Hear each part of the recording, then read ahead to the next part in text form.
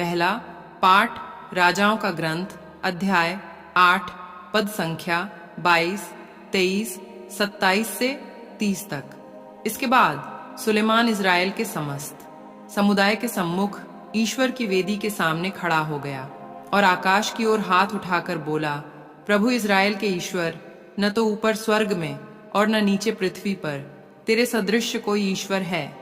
तू विधान बनाए रखता और अपने सेवकों पर दया दृष्टि करता है, जो निष्कपट हृदय से तेरे मार्ग पर चलते हैं। क्या यह संभव है कि ईश्वर सचमुच पृथ्वी पर मनुष्यों के साथ निवास करे? आकाश तथा समस्त ब्रह्मांड में भी तू नहीं समा सकता, तो इस मंदिर की क्या जिसे मैंने तेरे लिए बनवाया है। प्रभु मेरे ईश्वर अपने सेवक की प्रार्थना तथा अनुनय पर ध्यान दे। आज अपने सेवक की पुकार तथा विनती सुनने की कृपा कर। तेरी कृपा दृष्टि दिन रात इस मंदिर पर बनी रहे, इस स्थान पर जिसके विषय में तूने कहा कि मेरा नाम यहाँ विद्यमान रहेगा।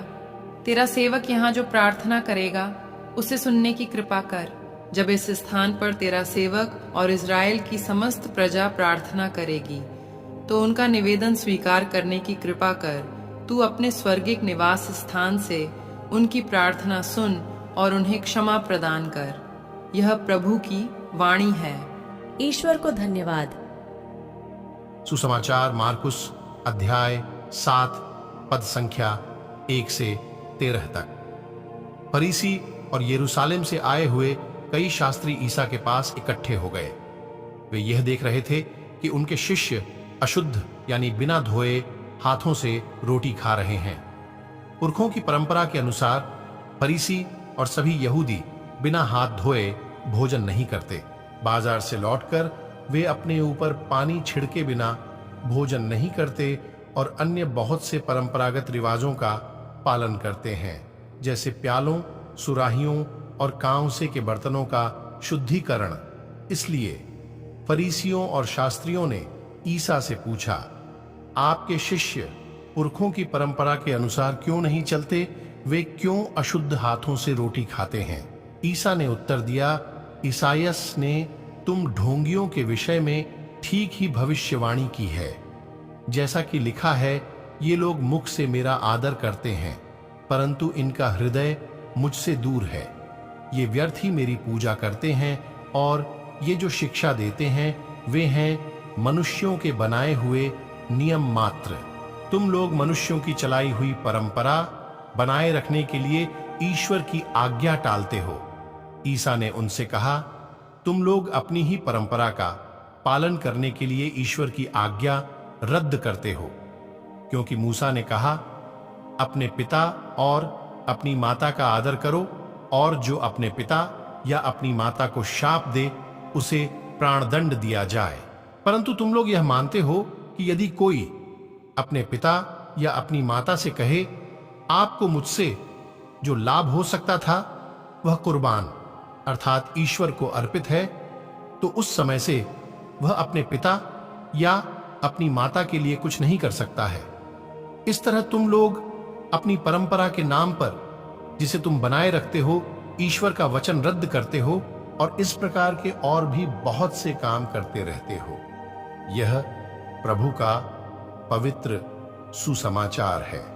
हे ख्रीस्त, तेरी स्तुति हो। मनन चिंतन। आज के सुसमाचार में यीशु एक आम मानवीय प्रवृत्ति का सामना करते हैं।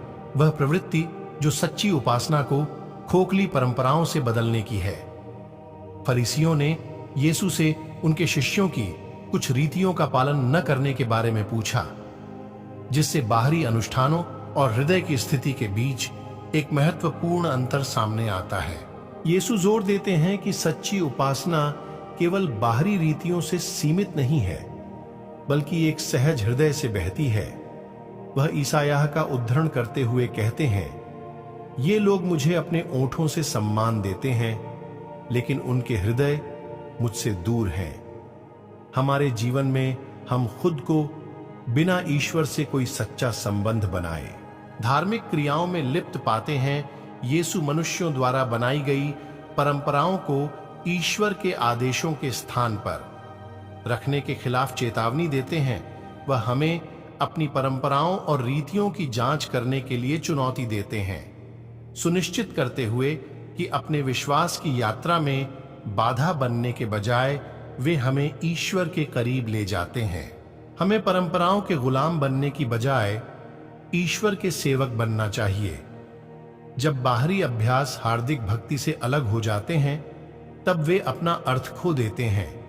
यीशु हमें अपने हृदय के आंतरिक परिवर्तन को केवल बाहरी दिखावे से ऊपर रखने का आह्वान करते हैं। आइए हम अपनी उपासना पर विचार करें, सुनिश्चित करते हुए कि वह ईश्वर से प्रेम और आज्ञाकारिता की एक सहज इच्छा से उभरती है। यीशु हमें खोखली परंपराओं से यह पहचानते हुए मुक्त होने का न्योता देते हैं कि सच्ची उपासना ईश्वर को समर्पित हृदय से निकलती है। हमारे कार्य और परंपराएं प्रेम, विश्वास और अपने रचयिता के करीब आने की एक सच्ची इच्छा में जुड़े हों।